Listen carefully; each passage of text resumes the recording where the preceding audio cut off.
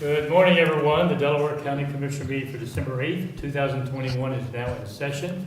I've asked Mr. Shaw, Jim Shaw, to stand and lead us in the Pledge of Allegiance this morning. I pledge allegiance to the flag of the United States of America and to the republic for which it stands, one nation, under God, indivisible, with liberty and justice for all. Again, good morning, everyone. I'm Gary Merrill, President of the Board. To my left is Vice President Commissioner Barb Lewis, and to my right is fellow Commissioner Jeff Denton. Our clerks today, as always, every day, is Sarah and Jennifer. Jennifer, let's begin. Resolution number 21-1098, in the matter of approving the electronic record of proceedings from regular meeting held November 4th, 2021. So moved. Second. Motion made and seconded. Discussion. Vote. Vote on motion 21-1098. Mrs. Lewis? Aye. Mr. Barrow? Aye. Mr. Benton? Aye. We do not have any public comment today, so that brings us to item number 3, resolution number 21-1099, in the matter of approving purchase orders and announced certificates and payments of warrants in batch number CM APR 1105. So moved. Second. Motion made and seconded. Discussion. Vote. Vote on motion 21-1099. Mr. Merrill? Aye. Mrs. Lewis? Aye. Mr. Benton? Aye. Item number 4 is Mr. Shaw, the Regional Director at the Ohio Attorney General's Office, with an update for us. Come forward. Well, thank you for the opportunity to come up and give you an update from our office. It definitely wasn't planned, but I'm sure that you all saw we had a little bit of excitement, and the Attorney General has been on a lot of news the last couple of days. The Biden administration signaled several weeks ago that they were going to be issuing an executive order for mandatory vaccination or testing for businesses over 100 employees, and so we waited for that, and when they issued it, the Attorney General filed suit. He believes it's an overreach of the OSHA regulation that they are using to justify that, so we filed suit, and I believe that the implementation of that issue was stayed at the appellate court over the weekend. So definitely didn't know that was going to happen when I scheduled to come up to see you, so that wasn't really why I was coming up here. But I just want to applaud the Attorney General for that position. I think he's one of 27 states, if I believe that's correct. one of 27 states, but we are kind of leading the charge on this. It seems like every news outlet that talks about this, they mention Attorney General Yost first, and I think he's really been leading the charge on this one. We haven't been, should I say, shy to push back on the Biden administration when we believe that they've overstepped themselves. This is one of several lawsuits that we've brought, just protecting Ohioans and their rights, as well as trying to keep the federal government in check. So interesting and exciting time to be working for the Attorney General, and I just wanted to make sure that if you had any questions about that, if I was able to answer anything, I definitely would, but it's pretty straightforward what we've done so far, and we have to wait for that to proceed further. Yeah, that's the question I had, is just what's the next step then? And Right, the process, Yeah. or the progress and I know the that- timing. The rules are supposed to go into effect January 4th, I think. They're supposed to go into effect January 4th, but the first court has actually issued a hold on the implementation of that rule until it actually goes to court. So that itself was a win for us, just to stave that off. It's kind of a routine for this administration to, They keep doing things and losing in court. It's just crazy. Yeah, and I as I talk to people out in the state, there's a lot of frustration. Our biggest, I think, one of our biggest wins with the administration was on the census data, and even then, look at all the heartache that we've come in the state of Ohio because the Census Bureau couldn't even get the census data out in time. We have all this mess with first our state maps, our congressional maps that are being spoke about now, and it's because the Census Bureau didn't give us our data. It was 3 or 4 months late. So, we're going to keep doing everything we can in our office to keep the federal government accountable. Do you see it going to the Supreme Court, this executive order on the vaccinations? I'm not sure. That's probably a little bit above my pay grade. I'd assume probably, but I think the attorneys would know a little bit more about that than I would. It depends on how much they push back, I think.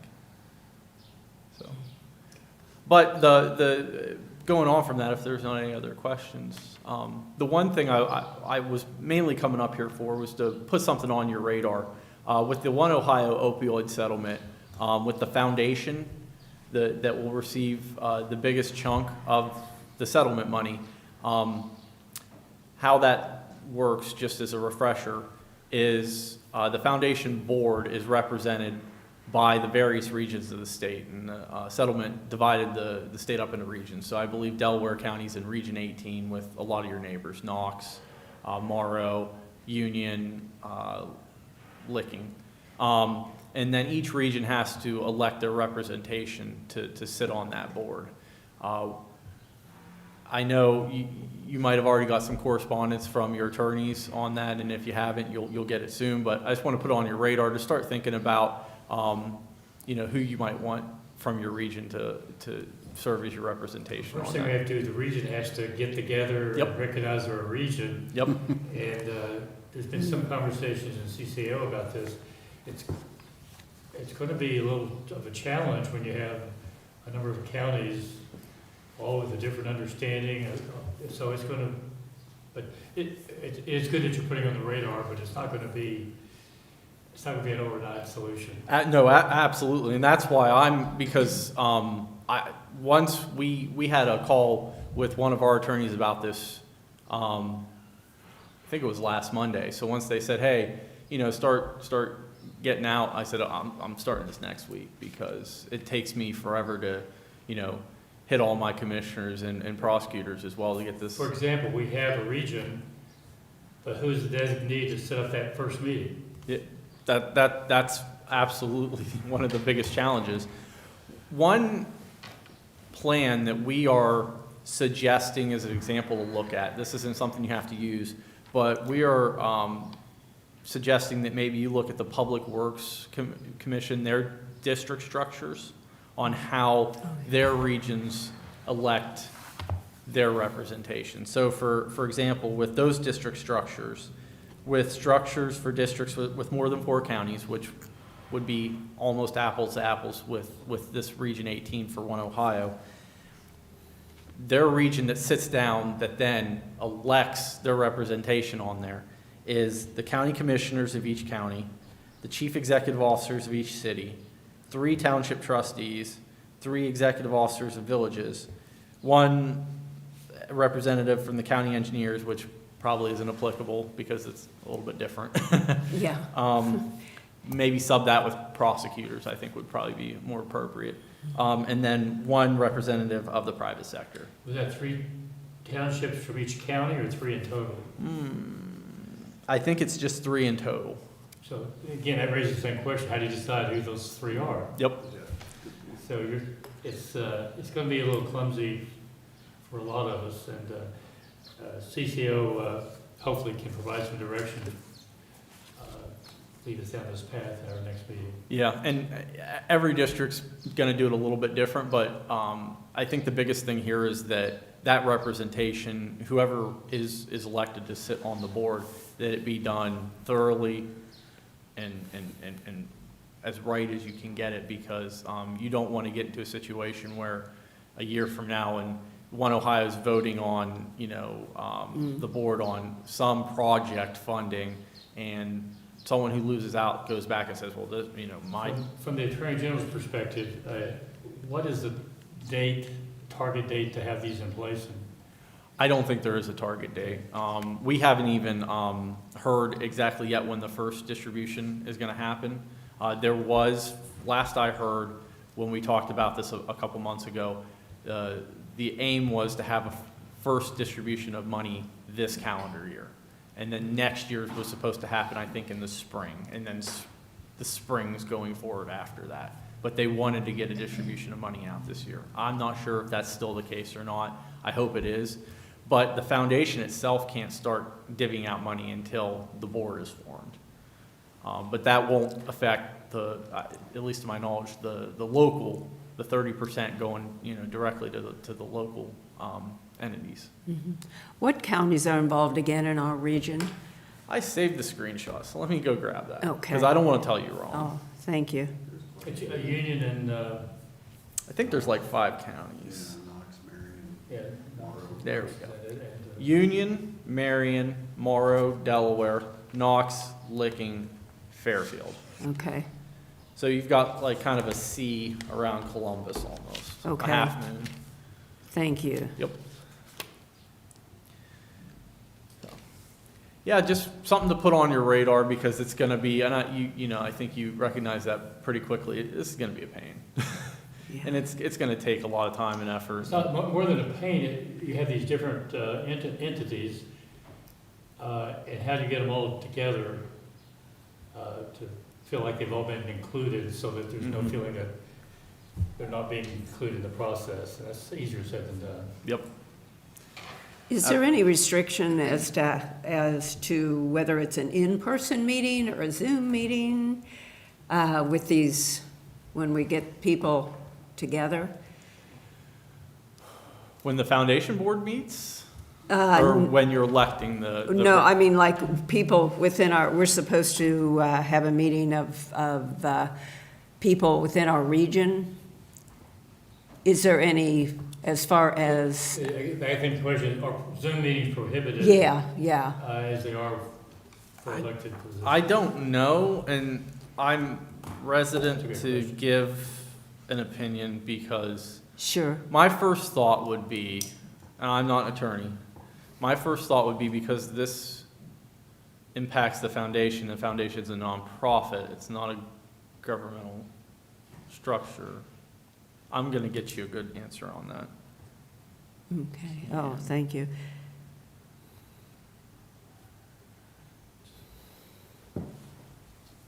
So these regional organizations and boards are responsible to plan out the use and deployment of those funds that come to each of the regions? Is that Yes. the mission? Yeah, so the foundation will have this big chunk, and whether it's counties or cities or townships, or I think even nonprofit entities can submit projects to the foundation related to opioids for funding. And there should be a better roadmap of that coming out from some other people soon enough. I don't know exactly how that process will work. And that process might even be written up, exactly by the foundation when it forms. I'm not 100% sure on that, unfortunately. Still a lot of questions, obviously. Yes, a lot of questions, but it happened. And I think that was probably the most surprising part to a lot of us is that this actually happened. A lot of us were, I think, afraid that we were just going to have another couple companies go bankrupt and then no one was going to get money. Yeah, wow. What is the actual purpose of us getting together to allocate the money that the individual counties would be giving? That region gets. That region, okay, the money that region gets, okay. Yeah, the 30% direct payment to the counties, the cities, Okay, that's separate from the foundation. right, so it would be that 30% then? The foundation gets 50 or 55%. Yeah. And then So- the remainder, that 15 goes to the state. Okay. Okay, thank you. Yeah, any clarity that can come from the Attorney General's office would probably be beneficial to every county in the state. Sure. The ones that have an advantage of the single counties, so they don't have the Yeah. coordination issue to the same degree. And the single county districts are, it's actually similar to the Public Works Commission. The single county districts are Stark, Summit, Franklin. Cuyahoga, Franklin, Montgomery, Hamilton, Hamilton. Lucas. Yeah, And then there's actually there's one just 2 county district, which I think is interesting, and it's Trumbull and Mahoning. That kind of makes sense because they run together with a lot of everything. Yep. So I will work on getting an answer about the members meeting electronically for electing their representation to the foundation. okay. That's a really good question, actually. That's a really good question. Oh, thank you. Yeah. With 4-county district, and I mean, there's districts with significantly more than 4. You go out west, and I think that district has 7 or 8 counties Oh, in it. yeah. So that's an even harder task to get all of them together in one place. Yeah. So I'll work on that. Is there any other questions on that? If you do have any, shoot me an email and I'll try to work on it for you.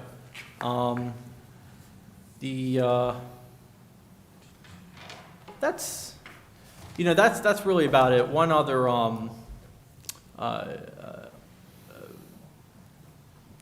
federal action that Dave has taken is we've opposed the federal government's proposed policy to monitor bank accounts with deposits over good. $600.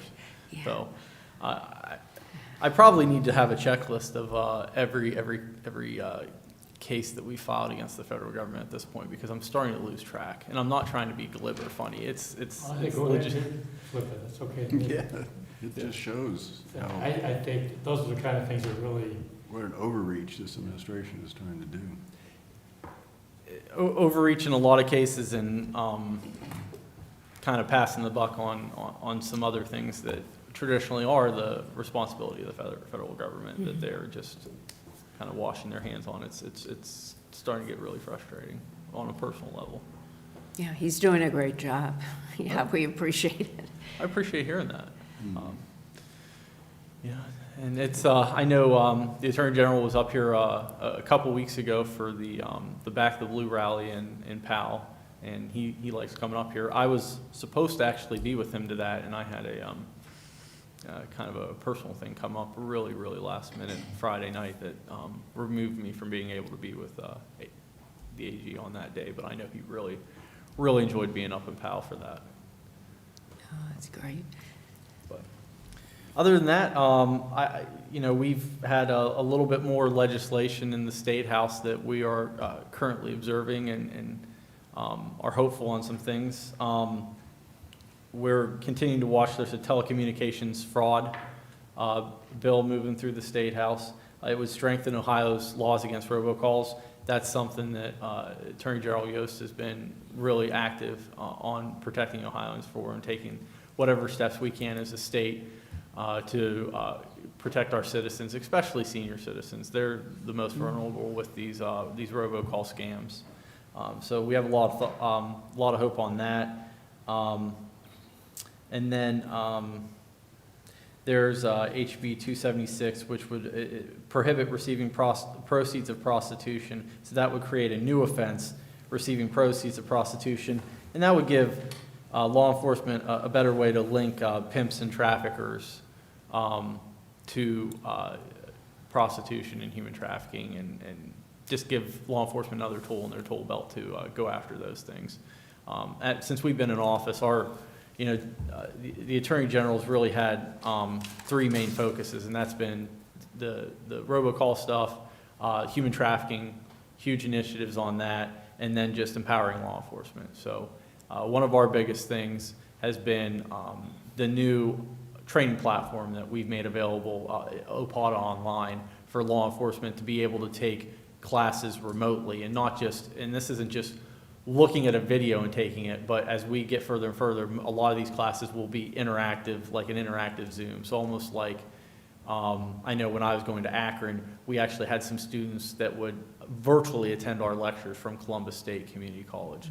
So I think, or Franklin, one of those. So those still being interactive. It's not quite as good as being in the room, but it's pretty darn close. So we're gonna keep making those, and actually as we go into 2022, because the General Assembly did fund continuing education for law enforcement this year, all law enforcement will have to take 24 hours of continuing education credits, and most, if not all of those, should be available online if they're not able to get to a physical classroom. And when they take them online, they're generally free of cost.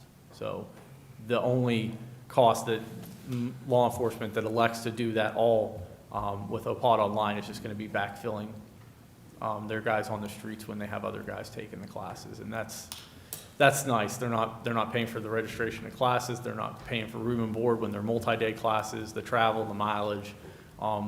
really takes a lot of strain off local law enforcement for getting their guys through training and keeping them equipped. So we've got a lot going on. That's really all I wanted to bring to your attention, but if you have any other questions or anything else you want me to get you information on, I'd be more than happy to do so. I have nothing else. No, No, thank you. no, Thank you. thank you. Well, once again, thank you for your time. I always really enjoy coming up here and seeing you all. And once I get, if I'm able to get, because I might ask the question about the electronic meeting for the regional Okay. representation, they might tell me we don't have an answer for that yet. Sure. Or whatever I know there's an attorney behind me, so I won't poke fun at the attorneys a little too much, but, the attorneys speak of, we'll get there. I'm not a big fan of Zoom meetings, however, try to coordinate and get these groups together in a short time frame. That probably would expedite it. Yeah. Yeah, and because it's the foundation and that's a nonprofit, my thought might be there might be different rules that apply to it, but I honestly have no idea, so I'm gonna find that out, because if there's something I've learned the last several years of doing this, if one person's asking me a question, more than likely 10 people are asking, not just me, but my coworkers throughout the state, that same question. So I might as well try to figure it out and save some other people the hassle of finding the answer as well. Yeah. Thank you very much. Thank you. Thanks, Jim. And then I have a call at 10, so I'm going to pop out of here. And I hate doing that because I feel like it's rude, but That's not a problem. Thank you yep, very good much. to see y'all. Have a good day. Let's continue. Resolution number 21-1100, in the matter of approving the child placement service contracts, First Amendments and Second Amendments between the Delaware County Board of Commissioners, the Delaware County Department of Job and Family Services, and child placement providers Kids Count 2 and Coalition Home Nonprofit. So moved. Second.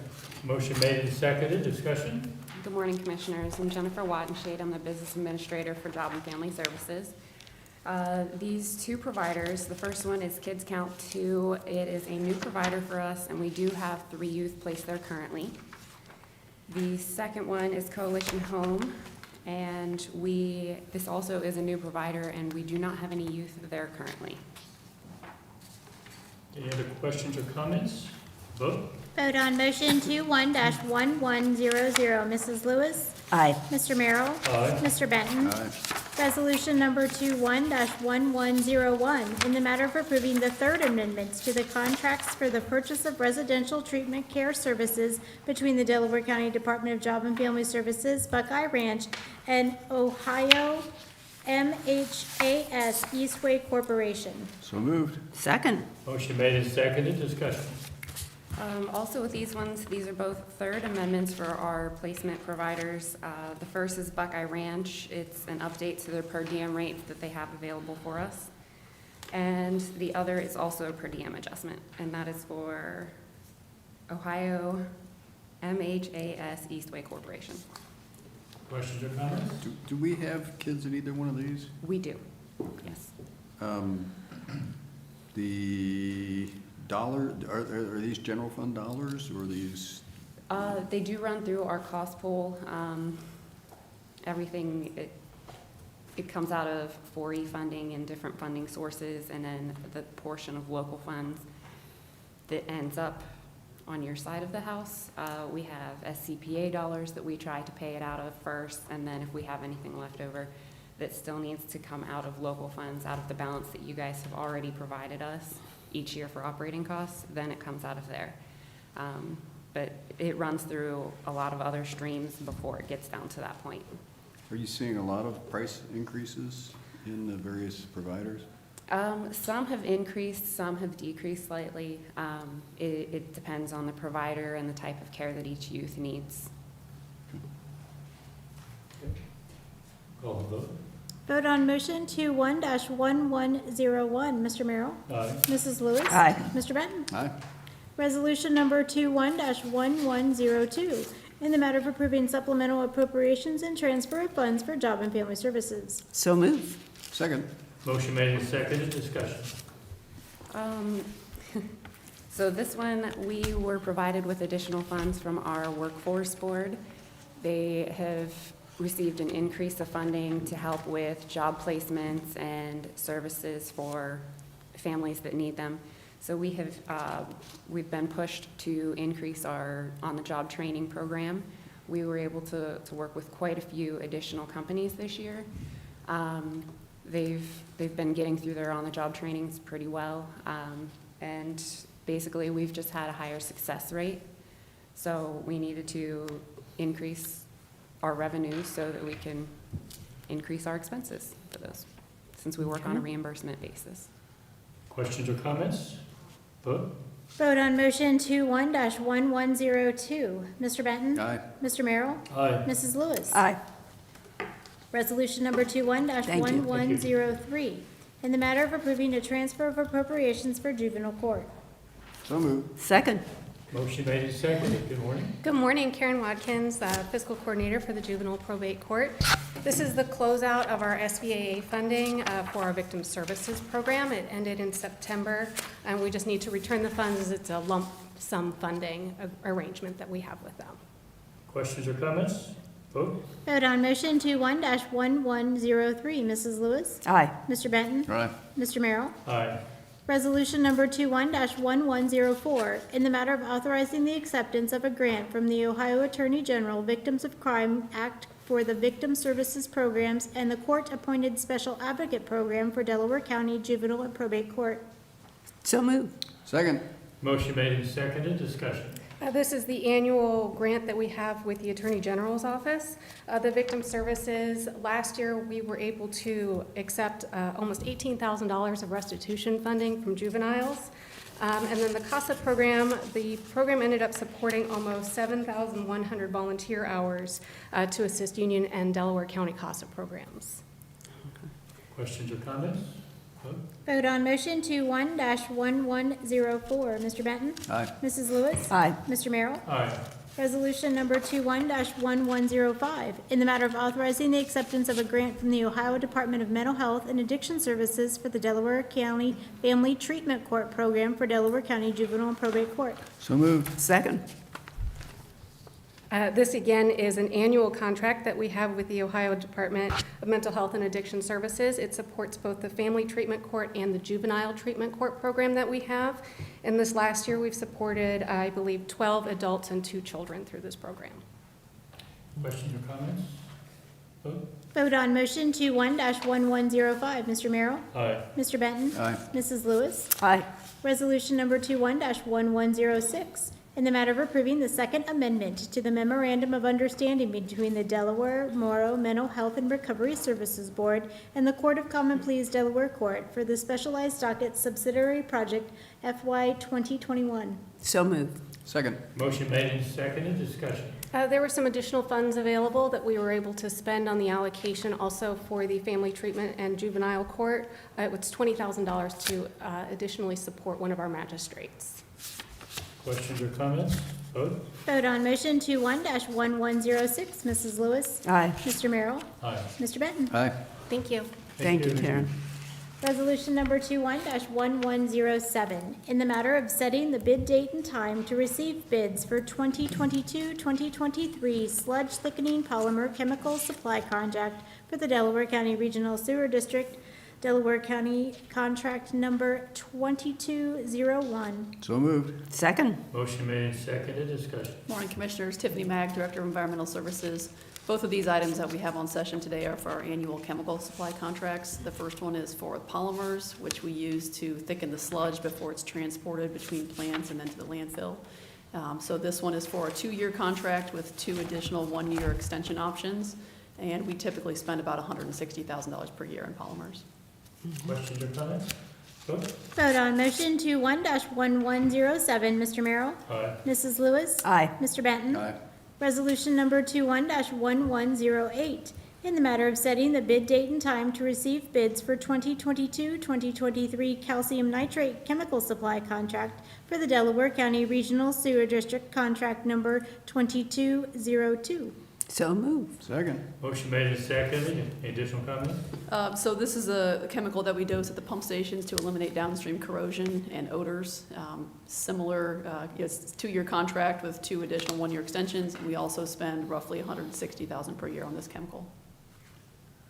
Questions or comments? Vote. Vote on motion 21-1108. Mr. Benton? Aye. Mr. Merrill? Aye. Mrs. Lewis? Aye. Thank you, Tiffany.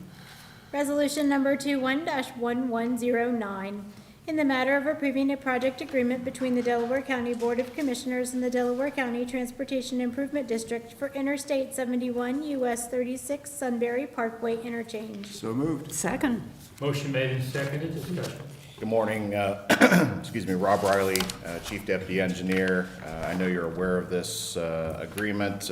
We think this is a pretty important step with this project, getting the ball rolling again, so to speak, towards advancing the new interchange. This will involve basically transfers to the TID in beginning next year to help pay for the engineering for Phase A of the interchange. And the target completion of the engineering is about 15 months. So we would hope by the late winter or spring of 2023, we'll have the plans done and be in a position to move ahead with the project. Questions or comments? So does that mean construction begins spring of '23 tentatively? I know nothing's ever certain at this We point. will, yeah, we will still have to secure the right-of-way, but the right-of-way plans will be done sooner than the 15-month timeframe, so we'll be able to start that before then. Still got some unanswered questions there in terms of the property owners that will be involved at that point, and so more to come on that. Big step forward. Yeah, again, yeah. Slow process, but it's an Yeah. important step. Yeah. Call for the vote. Vote on motion 21-1109. Mrs. Lewis? Aye. Mr. Benton? Aye. Mr. Merrill? Aye. Resolution number 21-1110, in the matter of approving a ditch maintenance petition and the ditch maintenance assessments for Myers Property CAD. So moved. Second. Motion made and seconded. Discussion. This is a 4-lot common access drive subdivision off of Hyatt's Road near Olentangy Falls. This will place the drainage system on the county's program. We're recommending approval. Questions or comments? Vote. Vote on motion 21-1110. Mr. Benton? Aye. Mrs. Lewis? Aye. Mr. Merrill? Aye. Resolution number 21-1111, in the matter of right-of-way work permit summary sheet. So moved. Second. Motion made and seconded. Discussion. Just 2 permits this time. These are routine utility permits. Questions or comments? Vote. Vote on motion 21-1111. Mr. Merrill? Aye. Mr. Benton? Aye. Mrs. Lewis? Aye.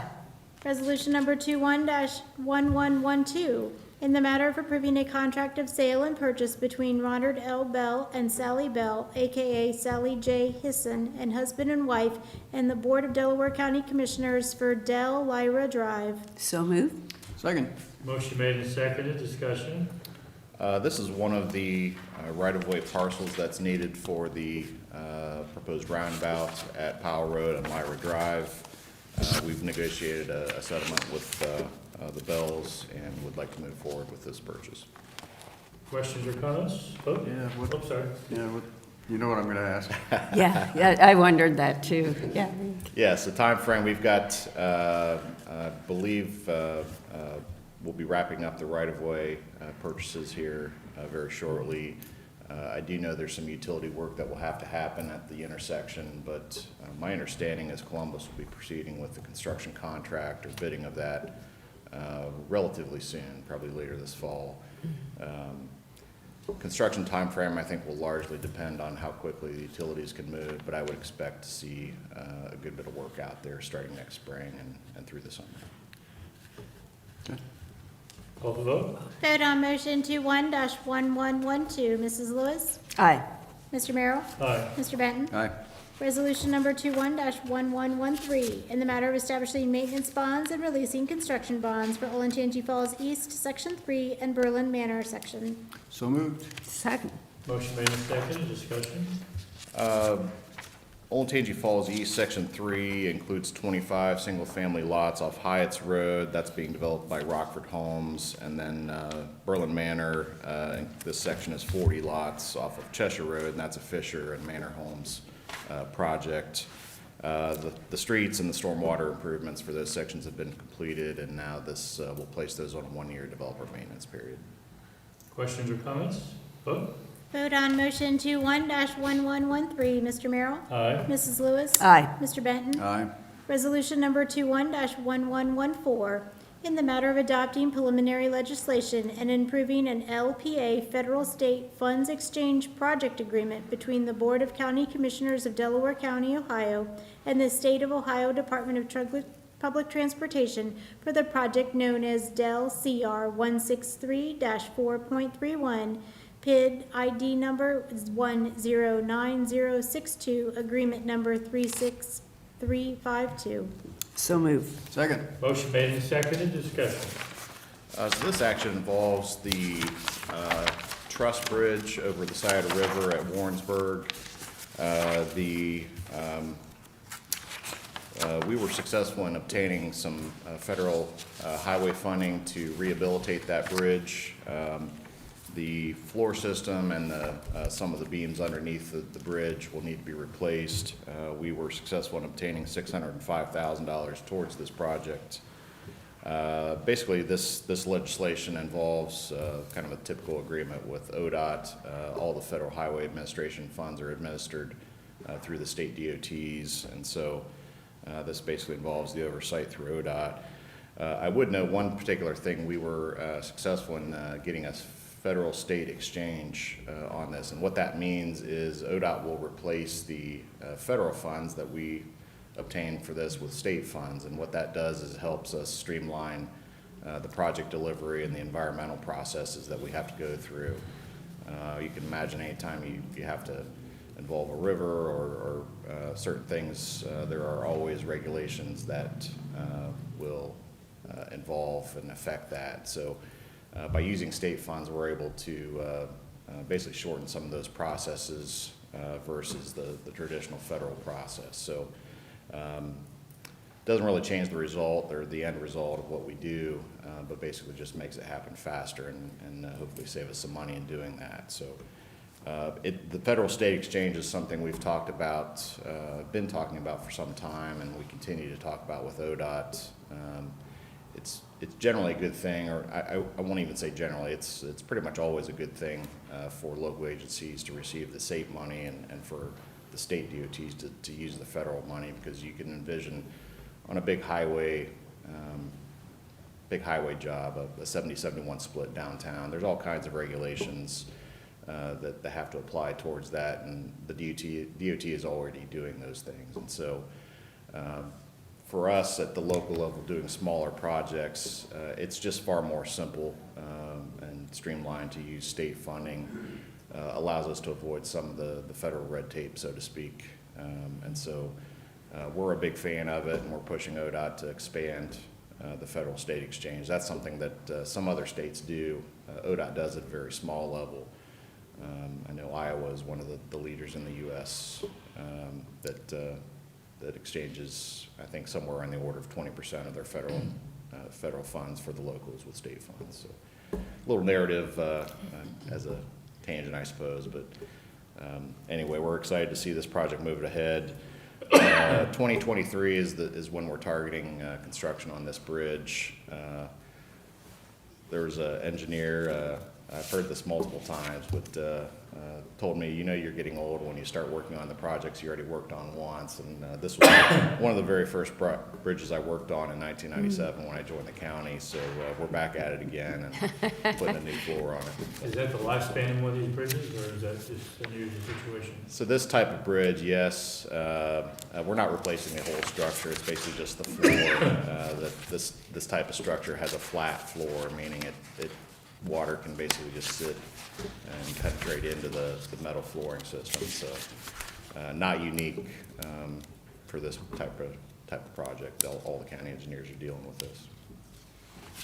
I noticed in there's a bridge credit that that is generated from this, and ODOT keeps it. What is a bridge credit? Yeah, so the bridge credit program, essentially what that means is most federal programs fund a project at 80%, and then the locals have to come up with a 20% local match.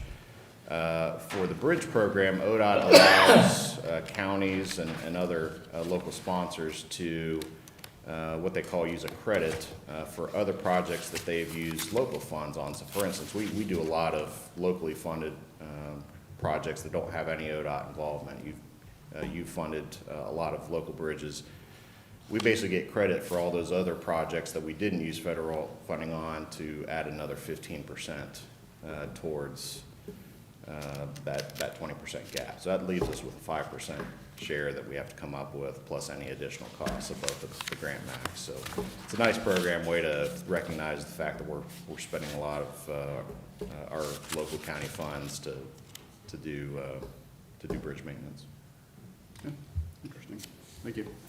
Other questions or comments? Call the vote. Vote on motion 21-1114. Mrs. Lewis? Aye. Mr. Benton? Aye. Mr. Merrill? Aye.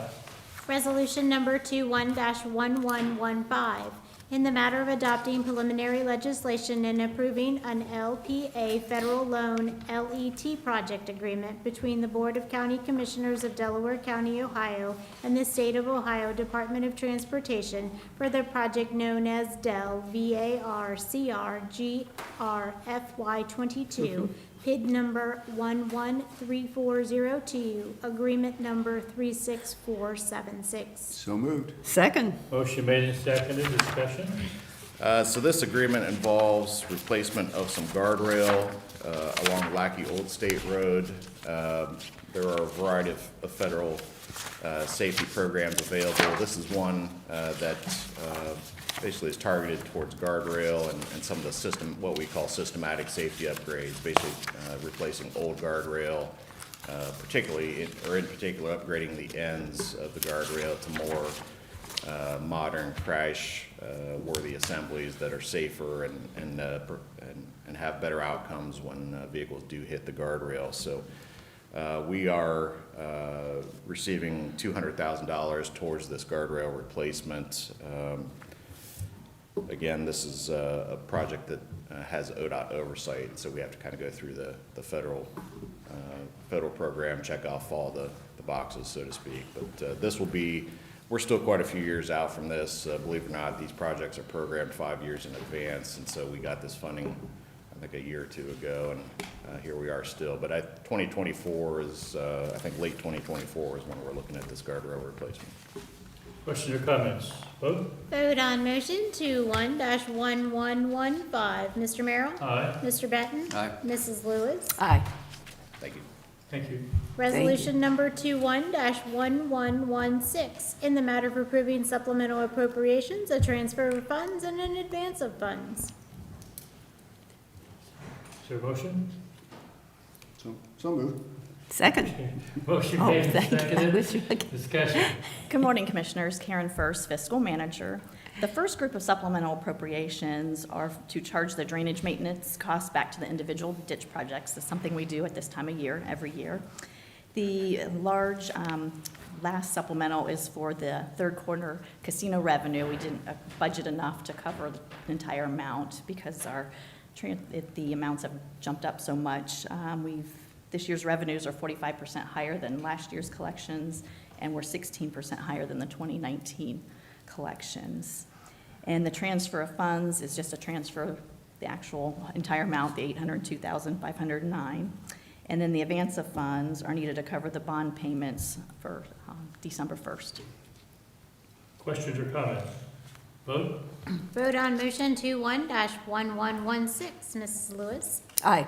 Mr. Merrill? Aye. Mr. Benton? Aye. Resolution number 21-1117, in the matter of authorizing the submitting of an application for federal 911 grant for the Emergency Communications Department. So moved. Second. Motion made and seconded. Discussion? Good morning, Commissioners. You've seen this grant once before applied for. We did an application in round 2. Our project did not get funded in round 2. However, there's still funds left available at the state through this federal grant, and we're asking for permission to submit for the grant. Any questions or comments? Vote? Vote on motion 21-1117. Mr. Merrill? Aye. Mrs. Lewis? Aye. Mr. Benton? Aye. Thanks.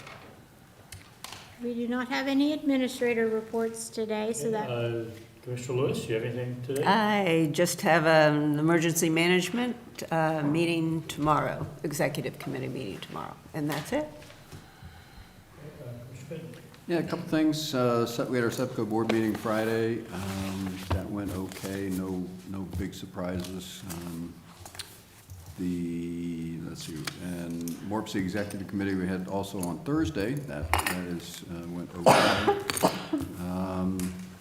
Ag Society vote is tomorrow, so if you're a fair board or a fair Ag Society member, the vote for the board is tomorrow during specific times at the log cabin on the fair grounds.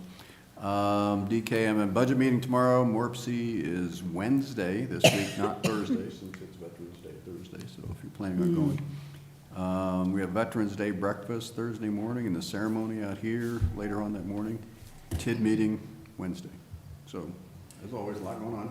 There's a lot going on, and either this, it's pretty much cover everything. I do have regional planning tomorrow and Wednesday, and other than that, I have nothing else to add. I do know we have need for executive. we do. Resolution number 21-1118, in the matter of adjourning into executive session for consideration of sale of property at competitive bidding, pending or imminent litigation, collective bargaining, and for confidential information related to economic development. So moved. Second. Motion made and seconded, discussion, vote. Vote on motion 21-1118. Mr. Merrill? Aye. Mrs. Lewis? Aye. Mr. Benton? Aye. We're now in executive session.